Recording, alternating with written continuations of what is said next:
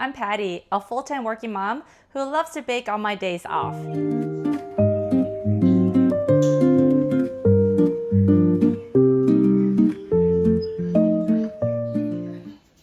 Today, I'm going to make a light and fluffy Korean bakery style cakes, just like the ones that you'll see at Paris Baguette, with lots of cream and lots of strawberries. The ingredients may look simple, however, this cake is not easy to get right. In this video, I'll share 3 tips that make all the difference so you can bake this at home and still get the same soft and fluffy texture that you'll get in the bakery. Let's get started before my son gets home. Before we start, preheat your oven to 390 degrees at least for 30 minutes. Now start with 6 large eggs, then sugar, pastry flour, butter, and milk, so everything is ready to go. Tip number 1. Warm up your batter. Prepare a hot water bath for a double boiler. Once the double boiler is ready, whisk the eggs first. Then add the sugar right before you start warming. That way you prevent lumps from forming. Place a bowl in the double boiler and whisk the eggs and sugar. Warm the batter until it reaches around 103 to 107 degrees Fahrenheit.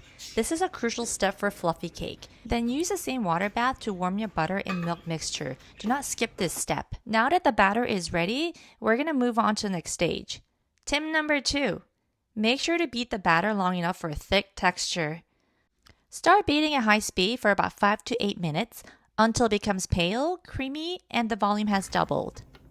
To test the batter consistency, I lift the whisk, let the batter fall. However, this one is still not thick enough, so we're gonna beat a little longer. Now it's ready. Do you see the difference how thick this one is? The batter piles up on top of each other and holds its shape. This step is what gives the cake its light and airy sponge. Lower the speed and beat for 1 to 2 minutes.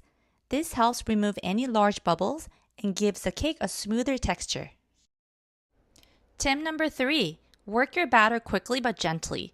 Sift the flour in. I like to sift twice for smoothness. Mix just until the flour disappears, being careful not to overmix. Check the bottom of the bowl so no flour is hiding.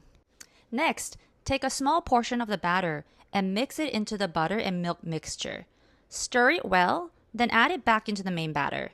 Now you have to work quickly but lightly.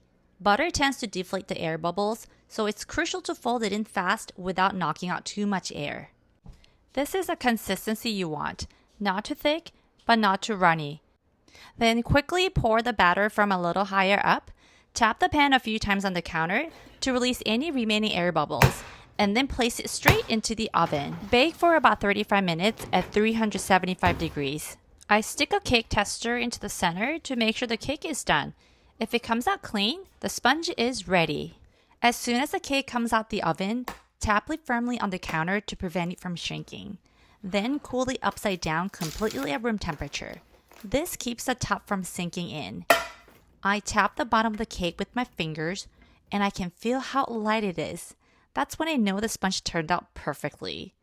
Once it's cooled, I wrap it with plastic wrap, seal it in a plastic bag, and place it in the refrigerator until I'm ready to ice it later that day or the next day. Now the fun part, icing. First, I cut off the very bottom layer of the sponge since it's usually a little tough. Then I slice the cake into 3 even layers. After slicing, you can see how soft and even the sponge is. No big holes, just smooth and fluffy layers. I like to store any extra layer in an airtight container. It's perfect to enjoy later with a cup of coffee. Now I'm shaking, drinking all this coffee. These last few weeks have been exhausting. I'm lost in my imagination, and there's one thing that I need from you. Can you come through?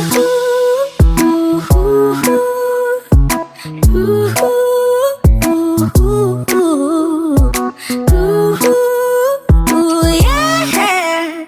And there's one thing that I need from you. Can you come through?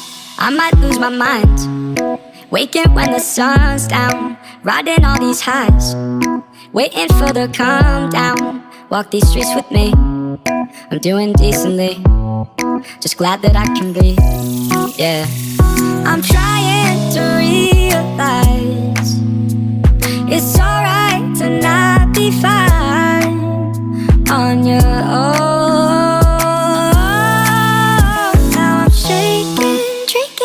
iced coffee. These last few weeks have been exhausting. I'm lost in my imagination, and there's one thing that I need from you. Can you come through?